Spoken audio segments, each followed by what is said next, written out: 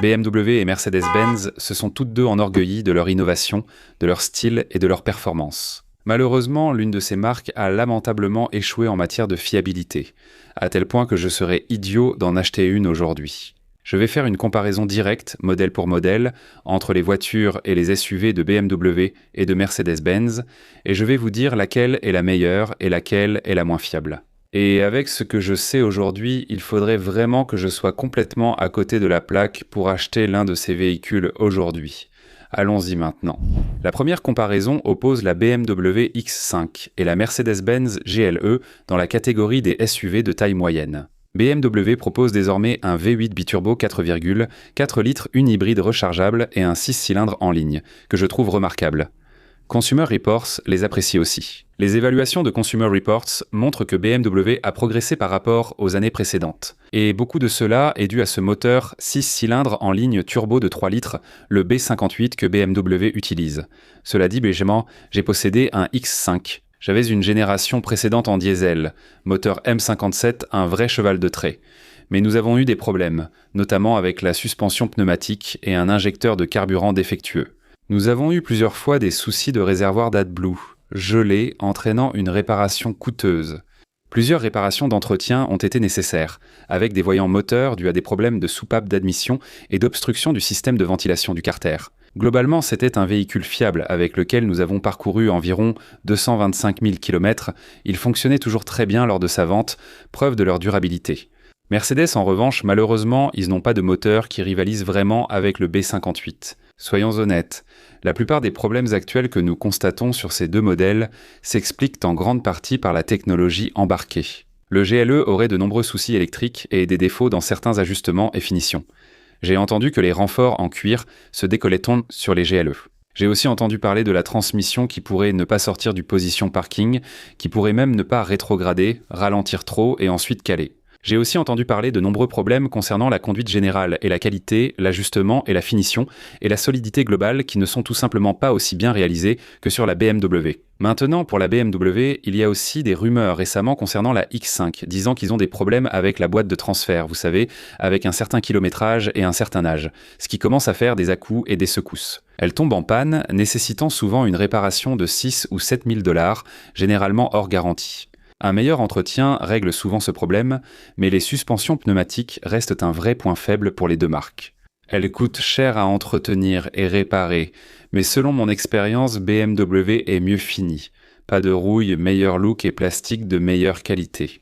Il y a moins de bruit, mais la GLE reste élégante.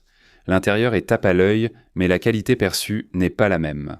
Quand on commence à conduire et qu'on entend ces grincements, ces claquements et ces cliquetis, on se rend vite compte que ce n'est pas tout à fait la même chose. C'est pourquoi, selon les évaluations de Consumer Reports, Mercedes obtient une note de 45 sur 100 en fiabilité, alors que la BMW X5 atteint un score bien plus élevé de 82 sur 100. Cela dit, la Mercedes GLE commence à 64 000 et quelques, tandis que la BMW débute aux alentours de 68 000. On pourrait penser que c'est dû à un prix plus bas, mais d'après mon expérience, il semble vraiment de moindre qualité. Les voitures sont plus qu'un simple moyen de transport pour vous. Vous voulez rejoindre une communauté, en fait, qui se soucie du plaisir de conduire, Exotic Car Play Place, procurez-vous vos produits dérivés ci-dessous, cliquez sur le lien. Vous êtes prêt à partir. Maintenant, le prochain segment concerne les SUV compacts de luxe. Ici, nous avons la Mercedes-Benz GLC et également la BMW X3. Ce sont deux produits en très solides, très populaires. Vous voyez souvent ces marques partout. Je n'en ai possédé aucune, mais j'ai utilisé les deux en prêt longue durée. Je peux donc résumer mon expérience avec ces véhicules. La GLC a certainement une chaîne cinématique très proche de celle de notre classe C. Elle vous offre un moteur 4 cylindres turbo de 2 litres qui développe une puissance allant de 242 chevaux à un peu plus. Avec les derniers modèles, bien sûr, avec une micro-hybridation, vous atteignez presque 255 chevaux BMW. Maintenant, vous avez aussi le X3 qui possède également une chaîne cinématique différente. C'est aussi un 4 cylindres turbo de 2 litres appelé B48. Et devinez quoi ? Là, BMW part presque avec un avantage indu, parce que la marque a progressé à toute vitesse sur ces deux motorisations. Le B58 dont j'ai parlé à propos du X5, qui est le 6 cylindres en ligne de 3 litres, mais le B48 que vous trouvez comme moteur standard dans le X3, qui est un 4 cylindres 2 litres, produit 255 chevaux dès le départ, avec une micro-hybridation dans la dernière génération. Et vous offre également la merveilleuse boîte automatique ZF à 8 rapports qui surpasse facilement la Mercedes-Benz GLC. La ZF à 8 rapports de BMW est absolument incroyable. C'est presque aussi rapide qu'une boîte à double embrayage, mais elle sait aussi comment vous conduisez en mode automatique. Elle anticipe mieux votre style de conduite et elle est un peu plus orientée sport. En revanche, la boîte de vitesse Mercedes à 9 rapports est un peu plus orientée vers le confort, elle donne une sensation un peu plus flottante, elle est un peu plus lente et moins précise, sauf si vous la mettez bien sûr en mode sport, mais même à ce moment-là, elle ne réagit tout simplement pas de la même manière. Mais chez BMW, vous pouvez opter pour la X3 M40i qui vous offre également le B58. Et vous pouvez aussi choisir la X3M qui est une véritable fusée sur rail avec plus de 500 chevaux et c'est un véritable monstre en termes de performance. Donc ce sont deux excellents véhicules si vous cherchez quelque chose dans cette gamme de prix autour de 50 000 $ avec un prix de départ de 49 500 $ pour la Mercedes-Benz et la BMW qui est un plus proche des 51 000 $. Les deux répondent à vos besoins autour de 50 000 $ et proposent le moteur 2 litres de 255 chevaux. Mais d'après ma propre expérience, le X3 semble mieux assemblé. Maintenant, cette dernière génération n'est pas aussi bien finie que les générations précédentes. La génération précédente donnait vraiment une impression de solidité. Il y avait encore quelques boutons, il y avait encore quelques molettes. Maintenant, ils intègrent plus de lumière, vous savez, plus de ce côté électrique, plus de technologie, plus d'écran tactile, plus de commandes haptiques, et ça donne juste une impression un peu plus déconnectée. On ressent encore un petit avantage du côté de Mercedes-Benz. Maintenant, la Mercedes, quand on la regarde, si vous ne conduisez pas et que vous jetez un rapide coup d'œil sur le tableau de bord, la Mercedes paraît un peu plus agréable de cette façon. Le style semble un peu plus raffiné et plus classique. Mais avec un peu d'âge, encore une fois, d'après ce que j'ai vu, j'ai eu des locations qui avaient environ 40 000, 50 000, 60 000 km. Et laissez-moi vous dire, la Mercedes avait quelques grincements. La BMW n'en avait pas. Le B48 et la BMW étaient infiables. Oui, il peut y avoir parfois des soucis, comme des tuyaux de refroidissement, pompe à eau ou thermostat. Ce sont des problèmes de boîtier de filtre à huile, cela peut arriver et ça vous coûtera un peu d'argent. Avec un peu de bricolage, vous pouvez régler beaucoup de ces problèmes vous-même. Mercedes-Benz, je trouve certains entretiens plus accessibles et simples. Ce que j'aime chez Mercedes-Benz, c'est qu'il y a en fait une jauge d'huile, alors que BMW a pratiquement abandonné ça depuis belle lurette. Il y a certains aspects de l'entretien qu'on fait soi-même, surtout dans l'allée, qui sont un peu plus simples avec la Mercedes. Mais la solidité générale n'est pas là avec la Benz, on a l'impression que certains panneaux de carrosserie veulent se détacher, qu'ils veulent se décoller. On a eu divers voyants de défauts aléatoires, des codes et des bruits étranges à l'avant à cause du système à 4 roues motrices. Et honnêtement, on n'a pas l'impression que tout soit bien assemblé. Il semble y avoir plus de pannes imprévisibles. Et franchement, la BMW donne vraiment l'impression d'être mieux construite. Elle est plus silencieuse, il y a moins de bruit à parasites, l'entretien et les pannes sont plus prévisibles. Et devinez quoi ? Consumer Report est d'accord avec moi, car selon CR, la Mercedes-Benz est notée 40 sur 100 en fiabilité. Et la BMW X3 obtient environ 63 sur 100 pour sa note globale de fiabilité. Donc c'est assez clair pour moi, c'est assez clair pour Consumer Reports, et c'est aussi assez clair pour la plupart des autres critiques comme Repairpel ainsi que JD Power que, sur le plan de la fiabilité, l'avantage penche nettement, ou au moins légèrement, du côté de la BMW. Mercedes-Benz n'a tout simplement pas les pièces de qualité. Pour moi, on dirait plus une coquille de ce que c'était il y a 30 ou 40 ans. Maintenant, la prochaine catégorie à comparer est la classe C, que nous possédons, un coupé, et la nôtre date de 2018. C'est une W205. Bien sûr, elle a été restylée, maintenant c'est une W206. Mais aussi la BMW série 3 et la concurrente directe, également une berline compacte, et honnêtement, elle n'est pas non plus très fiable. Maintenant, j'aime la série 3 comme la plupart des gens, les passionnés de conduite aussi. Elle propose donc toute une gamme de moteurs. Vous pouvez avoir un 4 cylindres en ligne turbo, un 6 cylindres en ligne turbo. La série 3 permet aussi d'accéder à la M3 version sportive, avec plus de 500 chevaux boîte double embrayage et boîte manuelle sur commande. Donc certaines personnes vraiment passionnées de conduite auraient vraiment tendance à préférer la BMW. Mais d'accord, très bien, c'est une meilleure voiture pour les passionnés. Mais qu'en est-il de la fiabilité ? Où cela laisse-t-il Mercedes ? Eh bien, Mercedes avait aussi une AMG. Rappelez-vous, ils avaient ce magnifique V8 biturbo de 4 litres auparavant avec 500 chevaux. C'était une super voiture. Mais il y avait aussi la C43 dans les générations précédentes, qui vous offrait ce superbe V6 biturbo de 3 litres qui était vraiment l'un de leurs moteurs emblématiques. Mercedes avait en fait un excellent moteur là-dedans, mais malheureusement, la dernière génération de cette déclinaison AMG, ou AMG plus sage si vous préférez, ne vous offre plus ce même V6. Ils l'ont remplacé par un 4 cylindres turbo et un hybride. Ce n'est plus le même produit. La Mercedes-Benz classe C débute sous les 50 000 $, tandis que la BMW est proche de 48 000 $. Dans ce segment, la BMW semble offrir un meilleur rapport qualité-prix. Ce segment étant très populaire pour ces deux marques, je veux vraiment l'analyser en détail car j'ai possédé les deux. Et actuellement, je possède toujours une M5 et je possède aussi une Mercedes classe C. Mais parlons d'abord de la série 3, j'ai eu plusieurs modèles de série 3 dans ma vie. Certaines étaient en des 4 cylindres redoutables. J'ai eu un 6 cylindres en ligne atmosphérique et aussi un 6 cylindres en ligne biturbo N54. Tout ce qui était atmosphérique jusque-là était indestructible. Puis j'ai acheté ce N54, une vraie daube. Je ne mâche pas mes mots, c'était de la camelote. J'étais sous le capot toutes les 2 semaines. Et cette voiture, si ce n'était pas la pompe à eau ou le thermostat, c'était le boîtier de filtre à huile ou les joints d'admission. Si ce n'était pas ça, c'était les tuyaux de refroidissement ou un voyant moteur à cause d'une sonde lambda. Ce truc me tombait dessus sans arrêt avec des réparations. C'était juste une catastrophe annoncée. Cela dit, on a eu un X5 et ce truc était increvable. On a aussi eu cette M5 qui est bien sûr la S85 V10. Tout le monde dit que c'est la moins fiable des voitures qu'ils aient fabriquées. Pourtant, elle était plus fiable que notre N54. La dernière série 3 ressemble beaucoup à la X3. Elle a les mêmes groupes motopropulseurs, un 2 litres turbo 4 cylindres de base. On peut aussi choisir le B58, très apprécié des passionnés. Et la classe C ? Eh bien, nous possédons un coupé 2 litres turbo 4 cylindres tout comme le GLC. Et bien sûr, nous avons eu des problèmes. Nous avons eu des problèmes de grincement et de cliquetis. Nous avons eu des panneaux de carrosserie qui se sont détachés. Nous avons eu des haut-parleurs qui sont sortis de la porte. Nous avons un bruit à l'avant lorsque vous tournez lentement et que vous braquez le volant. Il y a un bruit étrange et il semble provenir du différentiel avant ou de la boîte de transfert. Nous ne parvenons pas à le trouver et le concessionnaire ne comprend toujours pas l'origine du problème. Nous avons eu des fuites aléatoires, faciles à réparer, et une soupape de ventilation du carter a aussi lâché. Heureusement, ce n'était pas sous garantie prolongée, car c'était une défaillance reconnue de la marque, donc ils ont pris en charge la réparation. Et vous savez, c'était l'un de ces cas parce que rien que ça semble coûter très cher. En plus de ça, on doit constamment gérer ces pannes fantômes aléatoires liées au système HADES. Elles apparaissent puis disparaissent.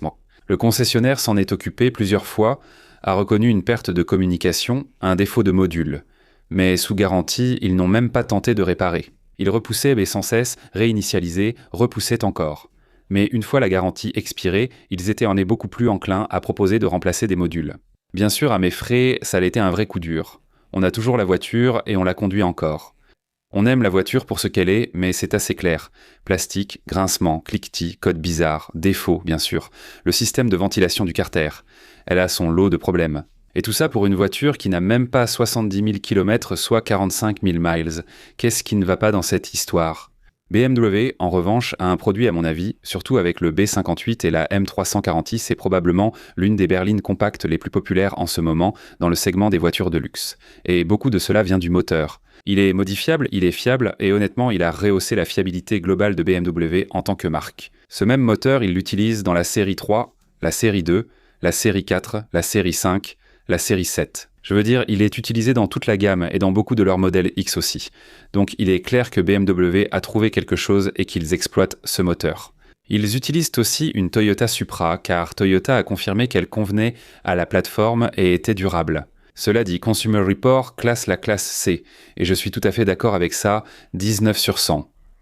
C'est un coup absolument dévastateur pour la fiabilité. Et la série 3 de BMW obtient un score de 59 sur 100 selon Consumer Reports, ce qui n'est pas vraiment exceptionnel non plus, mais c'est plus ou moins considéré comme moyen. Donc à ce stade, il est assez clair que la série 3, encore une fois, est largement supérieure à la Benz. Une autre grande catégorie est celle des voitures ou berlines de luxe de taille moyenne. Donc vous avez la série 5 de BMW et la classe E de Mercedes. Maintenant, pour la version AMG contre la M5, c'est du 50-50. J'adore ces deux voitures. Elles sont toutes les deux spectaculaires parce qu'elles ont des moteurs puissants et qu'elles filent comme des fusées. Mais je serais vraiment idiot si j'allais acheter une série 5 d'entrée de gamme. Elles sont complexes, avec des suspensions pneumatiques, des problèmes électriques et des bugs, tout ce qu'on a déjà vécu avec notre classe C. Je m'attendrais à ce que ce soit encore pire.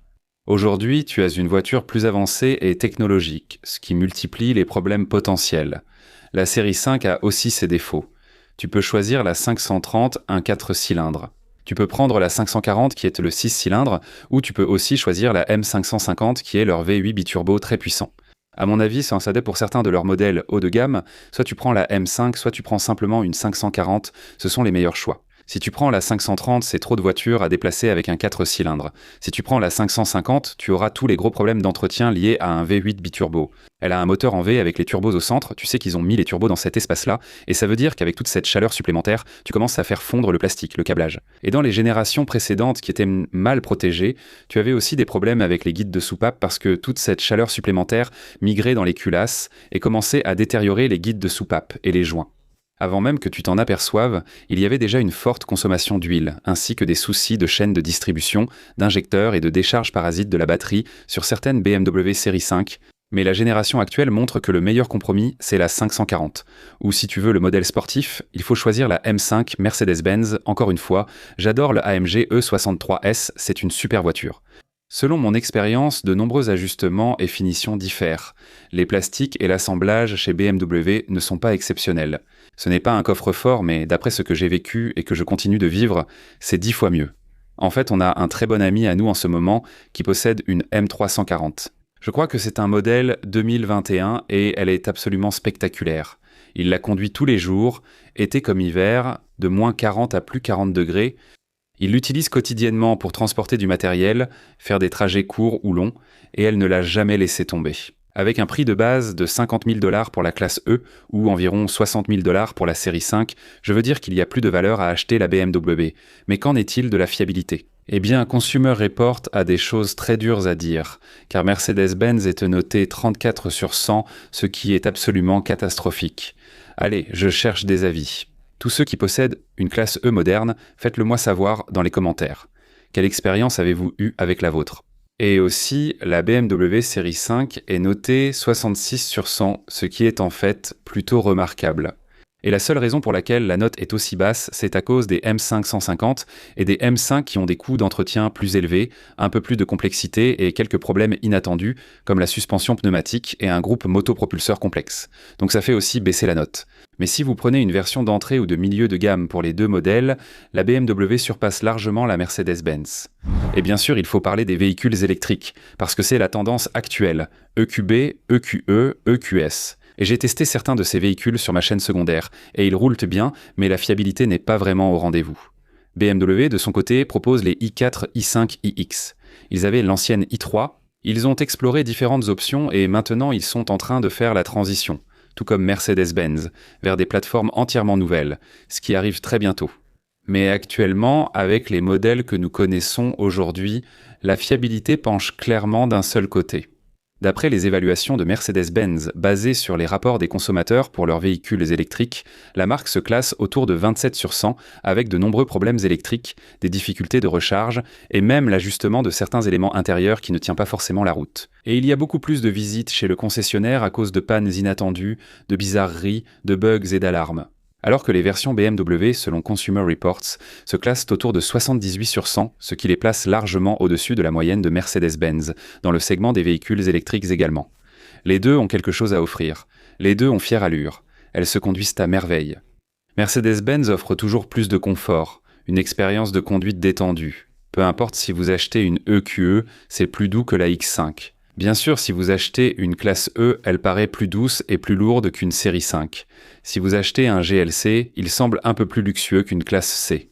Vous voyez le principe, c'est une sorte de constance. Ça paraît plus luxueux et plus doux, alors que BMW a tendance à être plus axé sur une conduite dynamique et engageante. D'ailleurs, si j'achetais une de ces voitures neuves en 2026, je serais complètement idiot de ne pas acheter une BMW. Cela dit, justement, les seuls BMW que j'achèterai cette année et les seuls véhicules Lexus que j'achèterai, parce qu'il y a aussi un autre modèle qu'on doit comparer ici. J'espère vous revoir tous très bientôt. Passez une excellente journée, on se reparle alors. Au revoir.